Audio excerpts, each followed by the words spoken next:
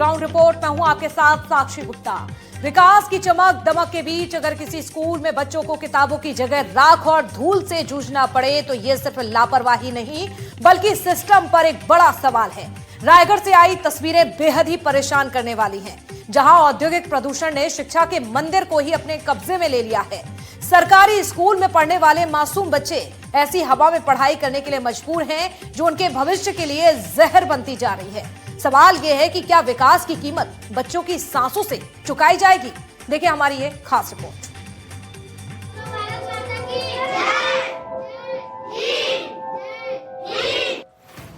किताबें खुली हैं, लेकिन हवा जहरीली है। जहां पढ़ाई होनी थी वहां राख उड़ रही है। स्कूल में स्लेट नहीं, सांसों पर खतरा। राइस मिलों की राख में दबता बचपन। ये राख, ये धूल, ये सिर्फ हवा में तैरते कण नहीं है, ना ही किसी कारखाने की चिमनी से निकला धुआं भर है। ये उन सपनों की परतें हैं जो हर सुबह स्कूल बैग के साथ घर से निकलते हैं और क्लासरूम पहुंचते पहुंचते इन राख के ढेरों में दबने लगते हैं। ये सिर्फ गंदगी नहीं है, ये उस सिस्टम की तस्वीर है जो मंचों से बच्चों के उज्जवल भविष्य की बात करता है, लेकिन जमीन पर उन्हें सांस लेने लायक हवा तक नहीं दे पा रहा। छत्तीसगढ़ का रायगढ़ एक ऐसा शहर जहां विकास की रफ्तार तेज है, जहां उद्योगों की चिमनियां दिन रात धुआं उगल रही हैं और उसी रफ्तार में शिक्षा धीरे धीरे दम तोड़ रही है। यहाँ क्लासरूम है लेकिन हवा जहरीली है। यहाँ किताबें हैं लेकिन पन्नों पर राख जमी है। यहाँ बच्चे हैं लेकिन उनके फेफड़े हर दिन एक अदृश्य जंग लड़ रहे हैं। आज हम इस जिले के एक ऐसे ही सरकारी स्कूल की तस्वीर दिखाने जा रहे हैं जो पढ़ाई का केंद्र कम है और प्रदूषण की मार का जिंदा सबूत ज्यादा बन चुका है।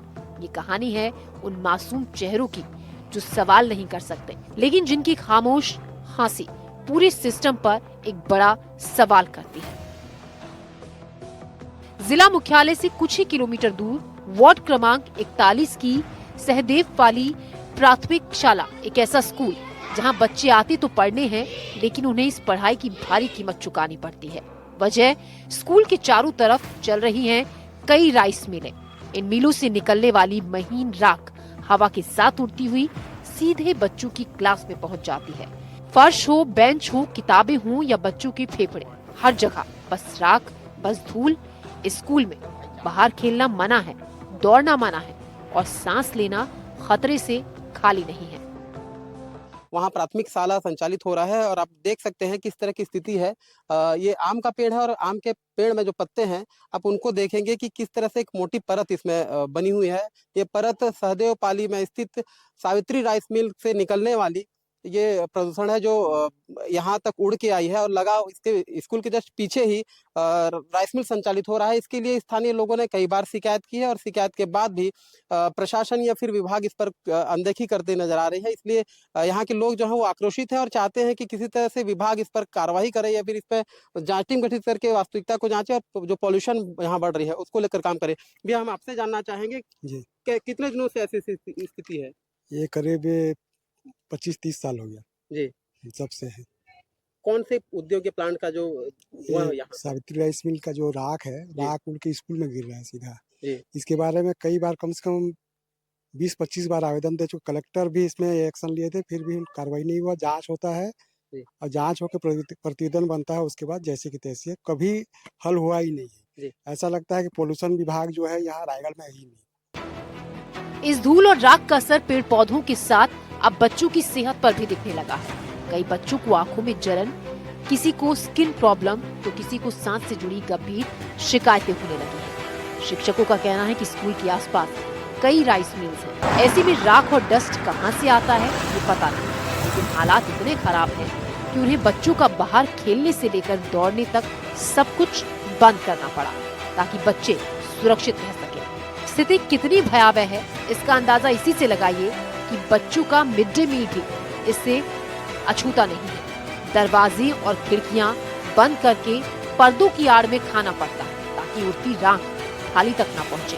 लेकिन सच्चाई ये है कि धूल फिर भी नहीं रुकती। जो पालक है इस क्षेत्र के, वो भी अपने बच्चों को समझाते हैं कि वैसे जगह में ना खेले। साथ ही स्कूलों में जो खाना बढ़ता है वो भी काफी देख-रेख और सहूलियत के बाद ही उनको बच्चों को खाने का उपदेश दिया जाता है। हम सीधे तौर पे बात करेंगे। मैम, हम आपसे जानना चाहेंगे, स्कूल काफ़ी खराब स्थिति में है, पॉल्यूशन काफ़ी ज़्यादा है। जी हाँ, यहाँ पॉल्यूशन काफ़ी ज़्यादा है। चिमनी की राख की वजह से जी। बगल में जो मिल हैं और वैसे आस-पास में बहुत सारे मिल हैं, तो हम पता नहीं कहाँ का है, लेकिन आता बहुत ज़्यादा है। स्थानीय लोगों और शिक्षकों का कहना है कि ये समस्या आज की नहीं बल्कि सालों पुरानी है। कई बार शिकायतें हुई, कई बार विरोध भी हुआ। हालात इतने बिगड़े कि एक वक्त स्कूल को गांव के घर में शिफ्ट करना पड़ा, लेकिन न मिलें रुकी, न प्रदूषण और न ही कोई स्थायी समाधान मिला।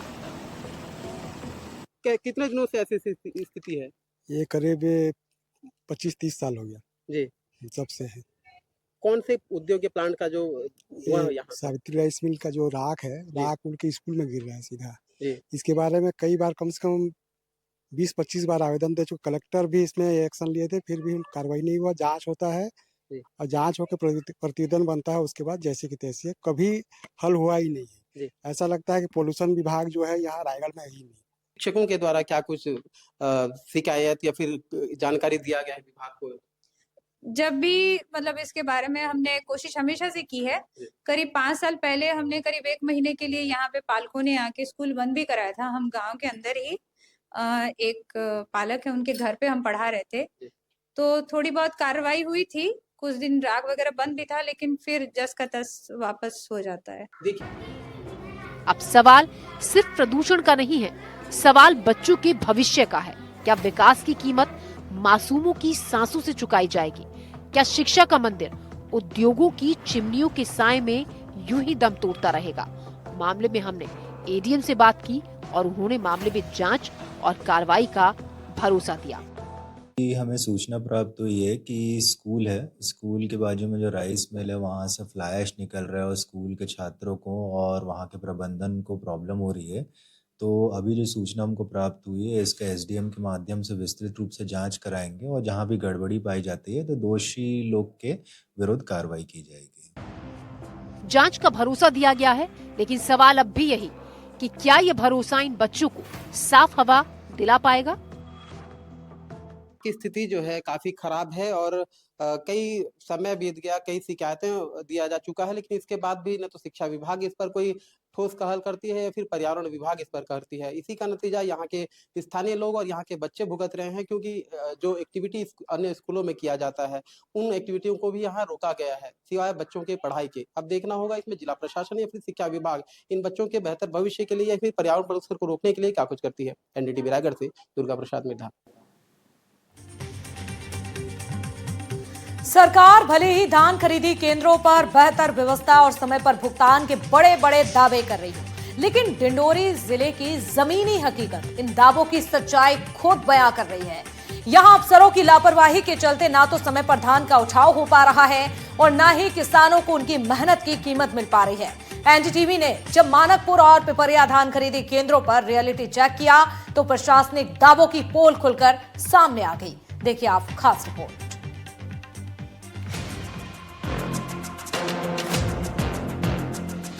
ये तस्वीरें किसी सूखे या जर्जर गोदाम की नहीं है, न ही ये तस्वीरें किसी आपदा क्षेत्र की है। ये तस्वीरें उन सरकारी धान खरीदी केंद्रों की है जहां सरकार किसानों को सुरक्षा व्यवस्था और समय पर भुगतान का भरोसा देती है। कागजों में लिखे नियम के मुताबिक धान की खरीदी के बाद 72 घंटे के भीतर उसका उठाव अनिवार्य है, लेकिन डिंडोरी में ये नियम सिर्फ फाइलों और आदेशों तक सिमट कर रह गए हैं। यहाँ 72 घंटे नहीं 72 दिन जैसे हालात बन चुके हैं।